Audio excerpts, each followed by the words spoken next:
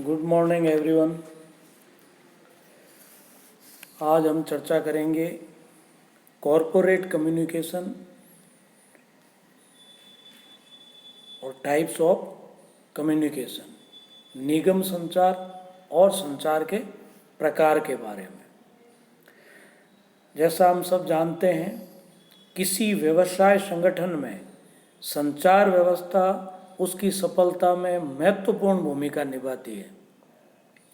संचार प्रणाली संगठन में सूचनाओं का आदान प्रदान करती है, संदेशों को एक स्थान से दूसरे स्थान पर तथा एक व्यक्ति से दूसरे व्यक्ति तक पहुंचाती है।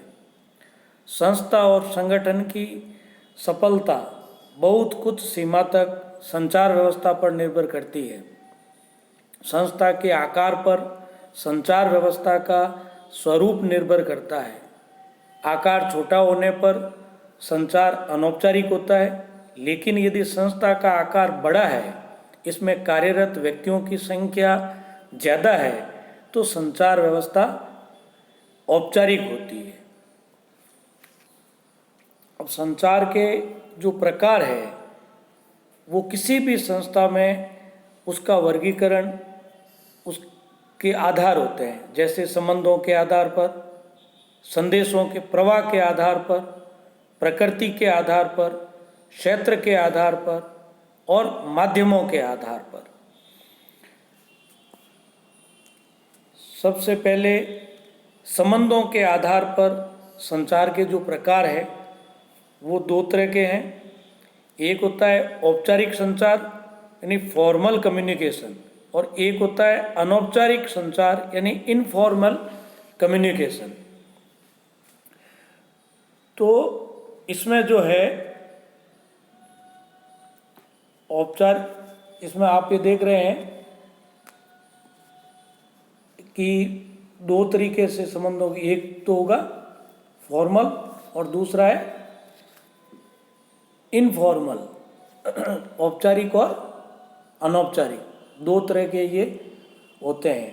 अब इसमें औपचारिक जो संचार है इसका वर्गीकरण फ्लो यानी प्रवाह के आधार पर भी इसका किया जाता है। जैसे आप इस डायग्राम में देख सकते हैं कि ऊर्ध्वाकार संचार,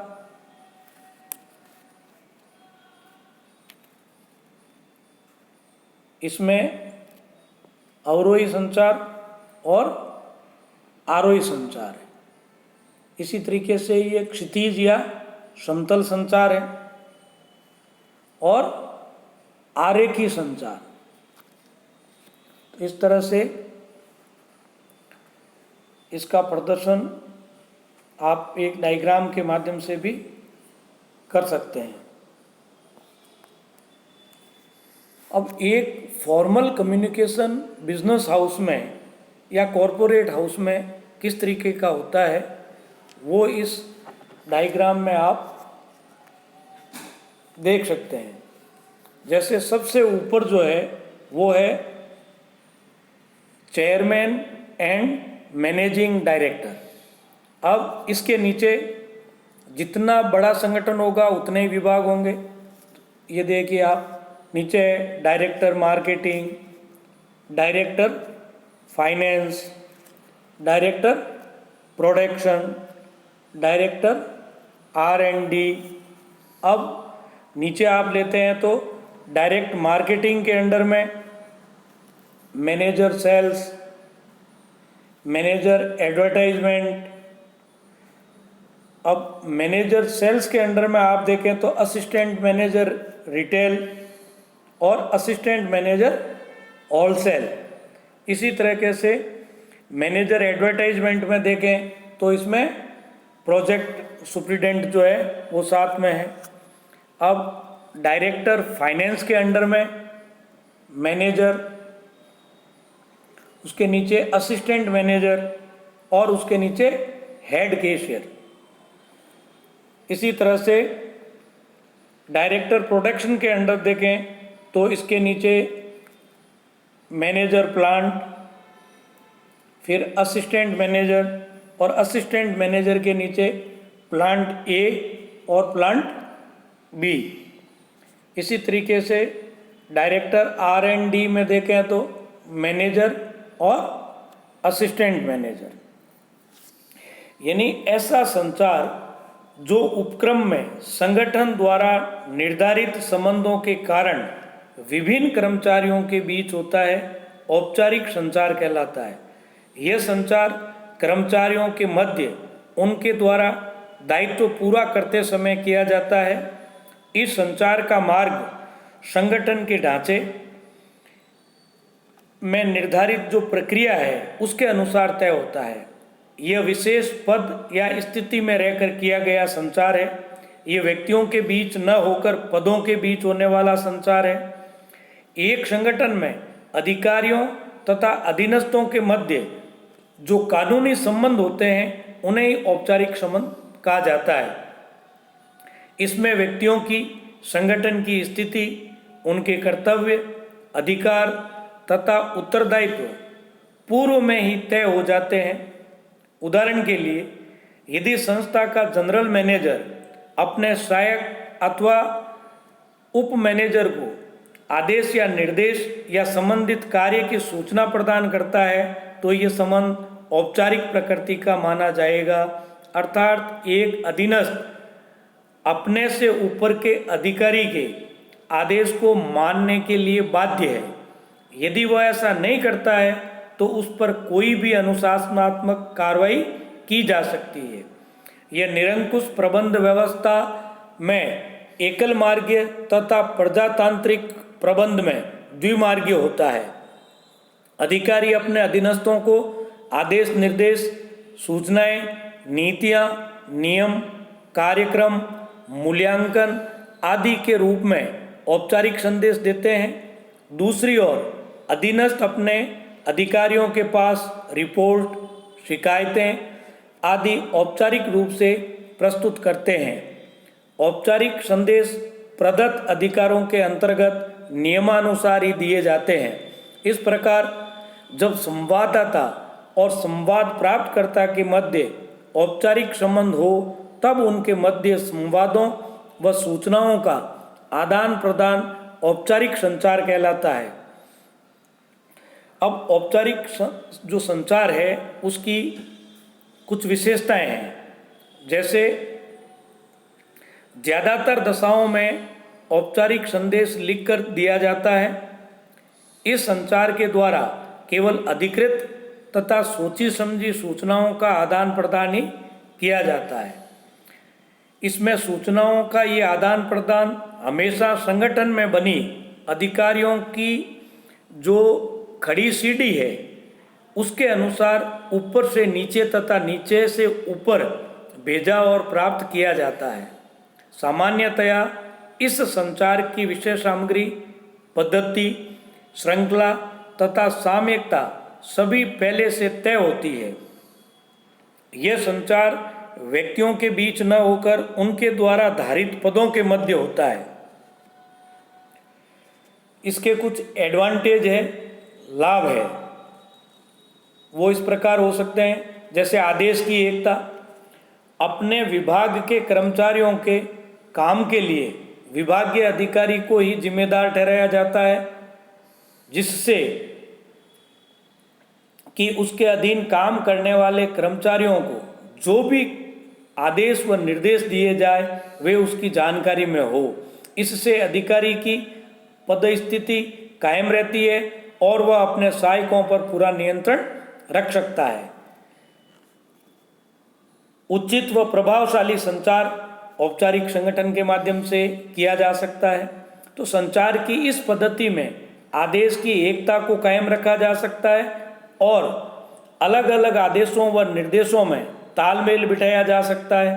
साथ ही इस पद्धति में आगे भेजे जाने वाले संदेश की भाषा, व्याख्या तथा सामयिकता को कर्मचारियों या अधिकारी की समझ तथा वक्त की ज़रूरत के अनुसार उसको ढाला जा सकता है। नेक्स्ट इसका लाभ हो सकता है या एडवांटेज हो सकता है निश्चित तथा नियोजित संचार। औपचारिक संचार निश्चित सूचना मार्गों का अनुसरण करता है और अपने लक्ष्य को निश्चित रूप से प्राप्त करता है, इसकी प्रतिक्रिया का पहले से और सही अनुमान लगाया जा सकता है। नेक्स्ट इसका एडवांटेज है नियंत्रणीय संचार। इस संचार की दिशा, प्रकृति तथा गति पर संस्था के प्रबंधकों का पूरा नियंत्रण रहता है। साथ ही वे इस संचार में दी गई सूचनाओं को गंभीरता से लेते हैं, क्योंकि इन्हें नकारा नहीं जा सकता है। नेक्स्ट एडवांटेज है इस संचार में सूचना के स्रोत की जानकारी रहती है, जिससे अफवाह एवं भ्रम की स्थिति नहीं रहती है। साथ ही और दायित्व का निर्धारण भी सुगम हो जाता है।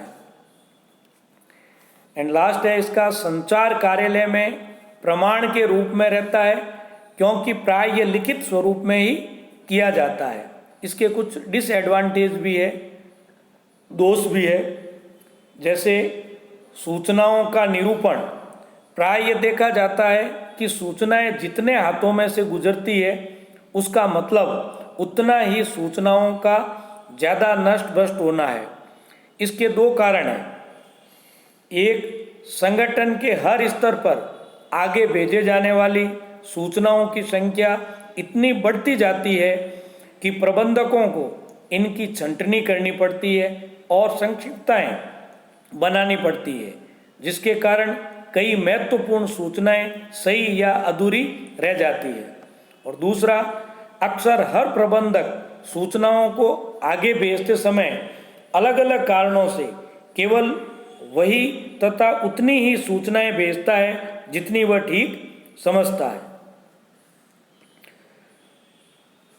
सूचनाओं के निरूपण के बाद जो दूसरा जो दोष है इसका, वो है सूचनाओं के प्रवाह में देर या झिझक। औपचारिक संचार में सूचनाएं इतनी ज़्यादा स्तरों के बीच से गुजरती है कि सही अधिकारी तक पहुंचने में न चाहते हुए भी बहुत देर लग जाती है। फलस्वरूप उन पर तुरंत सही कार्रवाई नहीं की जा सकती। यही नहीं, हर स्तर पर मूल सूचना संदेश प्रेषक के पूर्वाग्रह तथा समझ से भी प्रभावित होती जाती है।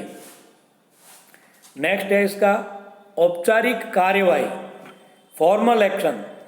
औपचारिक सूचना संगठन के ढांचे के अनुरूप आगे पीछे बढ़ती है। फलस्वरूप इसमें सहजता नहीं होती और कार्यकारी अधिकारी इस पर कार्यवाही करने में पूरा उत्साह नहीं दिखाते। ये दफ्तरशाही को भी जन्म देती है। साथ ही देरी की संभावना भी इसमें बढ़ जाती है। नेक्स्ट डिसएडवांटेज है इसका उच्च अधिकारियों के कार्यभार में वृद्धि। इससे उच्च अधिकारियों का कार्यभार बढ़ जाता है, क्योंकि उन्हें अपने सामान्य कारोबार के अलावा ऐसी सूचनाओं के आदान प्रदान का काम भी करना पड़ता है जिनका उनके साथ कोई सीधा संबंध नहीं होता है।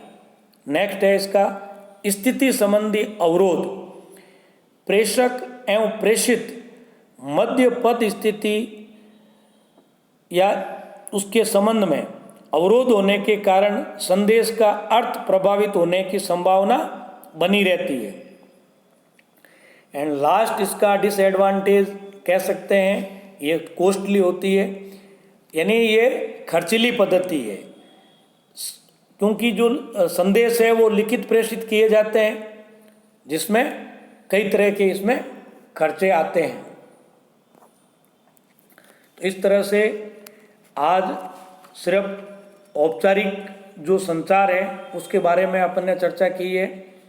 इसके आगे की चर्चा अगले लेसन में करेंगे। Thank you.